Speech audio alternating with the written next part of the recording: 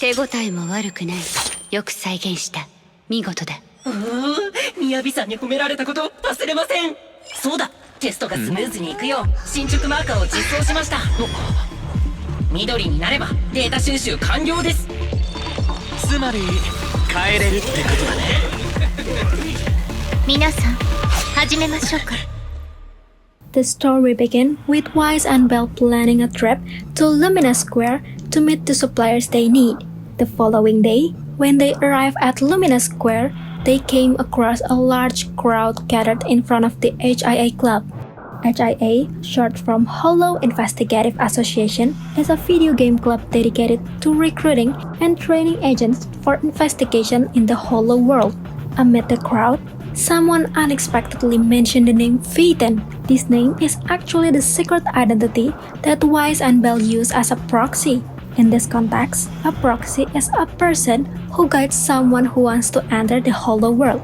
Even though the HIA and proxies work in the same real life, their operation differs significantly. HIA is an official organization regulated by the government, whereas proxies operate independently, free from legal oversight. Proxies often take on high-risk or questionable tasks that the HIA cannot handle. Simply put, the HIA focus on the clean job, where proxies tackle the dirty one associated with the Hollow world. A key rule among proxies is to keep their identities strictly confidential. So, when someone in the crowd suddenly mentioned Phaeton, Wise immediately panicked, realizing their secret identity as Phaeton might be at a risk of being exposed. The crowd at the HIA Club turned out to be caused by the arrival of the Hollow Special Operations Section 6 or HSOS-6. This is an elite team tasked with handling dangerous missions involving Hollow-related disaster and monster. Overall, Section 6, along with other divisions, operates under a department known as HAN, or Hollow Affairs and Naturalization Department. Section 6 was established and led by Hoshimi Miyabi, with Tsukishiro Yanagi as the vice leader and Asaba Harumasa and Soukaku as members. As an allied team, Section 6 and its members are uniquely quirky. Miyabi, despite being the team's strongest fighter, is notoriously lazy when it comes to attending meetings. She even jokingly refers to this habit as her never attending meetings training. Then, there's Soukaku, an Oni whose main focus in life is simply eating, and eating. Lastly, Harumasa is the team member most known for frequently taking time off. Oh, one thing I immediately noticed when I hearing Harumasa's voice is that his voice actor is the same as Scaramuche. So, whenever Harumasa speaks, he came off as villainous due to Scaramuche's reputation, even though Harumasa is actually a good guy in the Zenless story. Just a very lazy one. Among all the quirks and chaos in Section 6, Yanagi stands out as the only member who consistently ensures the team operates as it should. As an allied team, Section 6 doesn't just fight monsters, they also handle paperwork and other bureaucratic tasks. This makes Yanagi something like the parent of Section 6. On top of that, Section 6 has a dedicated and enthusiastic fan base. Some fans idolize Miyabi to the point of fantasizing about being humiliated or being stepped on by her. And there's also a big burly man who genuinely admires Harumasa. And Soukaku fan base is equally quirky. Interestingly, out of all the members of Section 6, Yanagi is the only one who doesn't have a fan base yet, at least for now. Okay, back to the main story. HIA invited Section 6 to test and collect data on VR system they developed. This VR system is designed to synchronize with the nervous system and making the body believe that the experiences within the simulation are real. The VR system is suspected to be used by public security, the Department of Defense, and even the general public. Miyabi agreed to participate in this task because it gave her an excuse to skip meetings. Soukaku was eager to join after hearing that HIA had plenty of snacks. Meanwhile, Harumasa saw it as an opportunity to get out of work. With these motivations, Section 6 decided to take part in the VR system task. Before the task began, the members of Section 6, except for Yanagi, took some time to meet and greet with their fans. Afterward, they prepared themselves and entered the VR system. The task objective was straightforward: defeat all the monsters in the simulation. Once all the monsters were eliminated, the task would automatically end. Upon entering the VR system, they immediately noticed how advanced this technology was. The weight of the object and weapons they held felt incredibly realistic, just like in the real world. And once everything was ready, the task began. すごい外と同じだおプレゼントもどれどれ重さもリアルだそれじゃよっと手応えも悪くない。よく再現した。見事だ。みやびさんに褒められたこと忘れません。そうだ、テストがスムーズにいくよう進捗マーカーを実装しました。緑になればデータ収集完了です。つまり変えれるってことだね。皆さん始めましょうか。 Long story short, while there were still monsters left, the task suddenly stopped and a voice announced that the task was over. Section 6 was instructed to log out of the VR. However, after logging out, they noticed something strange. There is no hand vehicle to pick them up, the HIA club room was empty with no members, and the crowd that used to gather in front of HIA had disappeared. Lumina Square was unusually quiet. Feeling suspicious, Section 6 began inspecting their surroundings and noticed several oddities. For instance, the tiles on the ground looked off. There were multiple identical trash bins with the same contents, and a monument that seemed strange, almost like a system glitch. Even stranger, Sokaku didn't feel hungry despite being active all day. Meanwhile, Harumasa started rambling nonsense, and out of nowhere, Yanagi slapped him. At first, I was shocked, thinking Yanagi was genuinely angry. Oh, but the funny part was that Mayabi also raised her hand like she was about to slap Harumasa too. It was like Yanagi's slap carried a hint of personal annoyance, but the main reason was to check if Harumasa could still feel pain. Surprisingly, Harumasa felt nothing. With all these strange occurrences, Yanagi concluded that they were still in the virtual world and hadn't successfully logged out. They returned to HIA Club, where Yanagi managed to activate security mode to keep things from escalating further. But out of nowhere, Sokaku attacked Yanagi. Everyone except Yanagi had lost control of their bodies. Mayabi even came dangerously close to slashing Yanagi, and if that had landed, it would have been over for her. Yanagi had no choice but to subdue them. Suddenly, a voice echoed from the screen. It was Nullface, or as I call them here, a Thousand Face. Thousand Face had hacked the VR system and trapped Section 6 inside. He announced that they would remain stuck in the VR until their brains completely shut down. However, Yanagi didn't believe that Thousand Face had full control over the system, because if he did, he could have destroyed their brain instantly instead of wasting time with threats. Yanagi was convinced they still had a chance to beat Thousand Face by defeating the last K monster, which would automatically lock them out of the VR. Of course, Thousand Face wouldn't make it that easy. He created more monsters to block Section 6 from reaching the king monster. Despite the danger, everyone trusted Yanagi's plan and prepared to re-enter the VR machine to take down the remaining king monster, even though technically they had been in the VR world the entire time.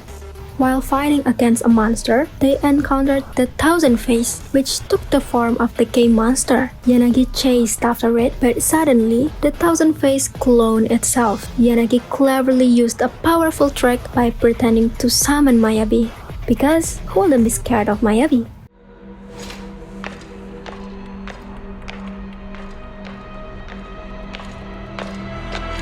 Kajo, 今です。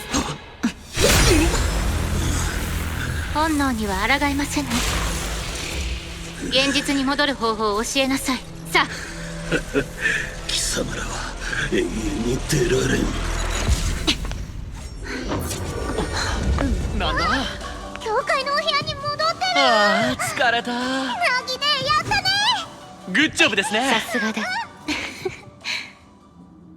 Yanagi managed to strike the Thousand Face and defeat the first K monster. They then continued with their plan to take down the remaining K-monster. However, Harumasa suddenly transformed into bamboo. It turned out that data from the previous battle has been collected and used to turn Harumasa into bamboo. The Thousand Face did this to weaken Section 6 and disrupt their plans along with Yanagi's. The Thousand Face revealed its motive: revenge against Section 6. Thousand Face also declared its intention to soon take over the system and kill them all.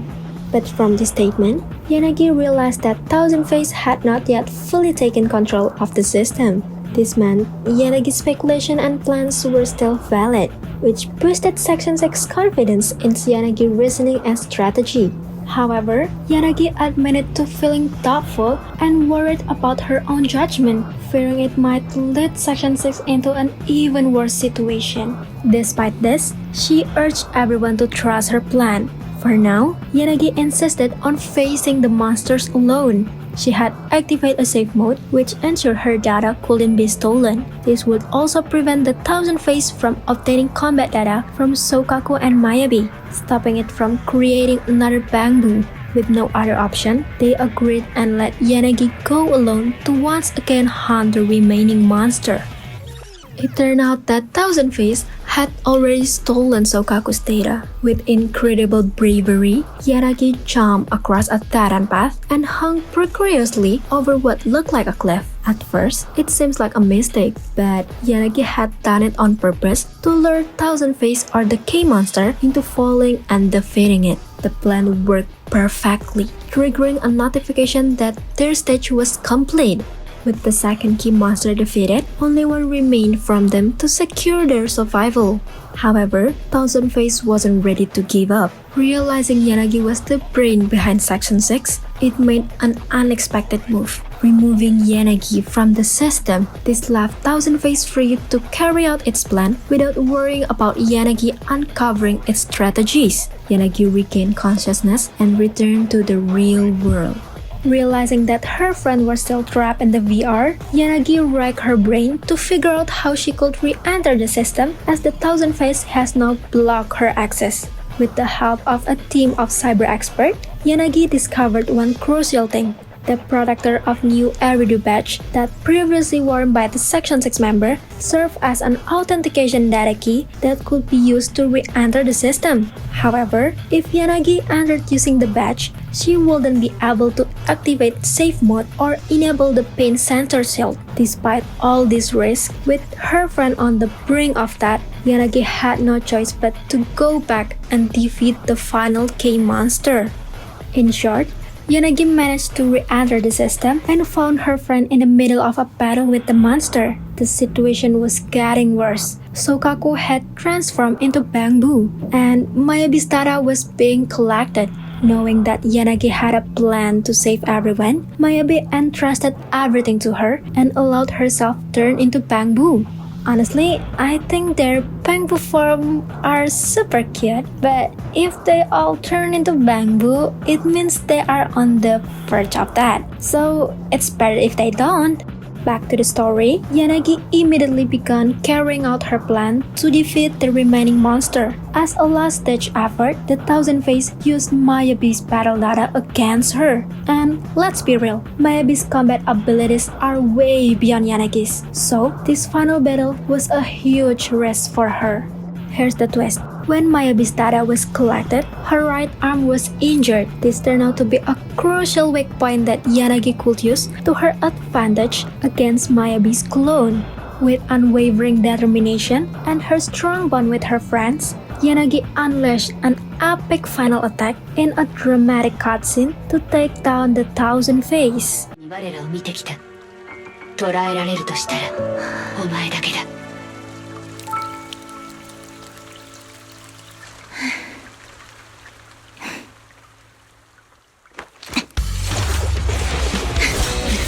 ありがとうございます課長。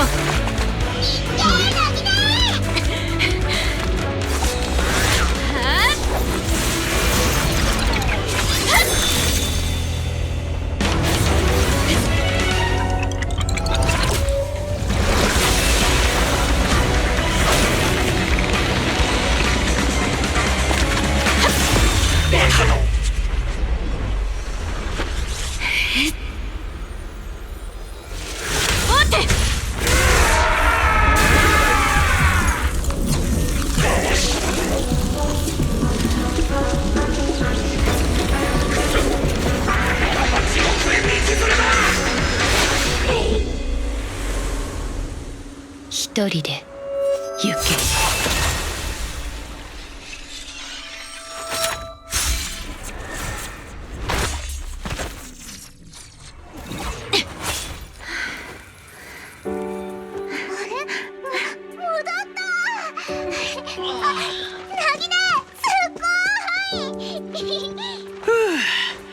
ようやく帰れますかね。戻る準備はいいですか？私たちは十分光になりましたから。In the cutscene, there's a scene showing Yanagi's weapon slowing down enemy movement or speeding up her own. Honestly, I haven't read much about Yanagi's powers yet, but if she really can manipulate the speed of things, that's seriously cool. Either way, Yanagi managed to save all the Section 6 members from certain death. 2 days later, it was revealed that Thousand Face had used the new Eridu badge to trap Section 6 in its system. The other members of Section 6, aside from Yanagi, received these badges from their fans. Since Yanagi didn't have a fan base, she didn't give one badges, which allow her to act more freely and effectively fight against the Thousand Face. With the brilliance of hand, the Thousand Face were eventually captured after the Section 6 incident. After all of this, Yanagi finally gained a fan base that loyally followed everything she said. That's the end of Section 6 Interlude Quest. The quest showed how Yanagi as the parent figure of Section 6 saved all the members. Oh, for those asking, what about Wise and Bell? What did they do in this quest? They didn't do anything. In this quest, they were just a regular citizen who following the news about Section 6 incident on TV and the internet. So, what do you think? Do you enjoy the Zenless Zone Zero lore? If you do, I can make more content about it. Drop a comment and let me know. Ciao!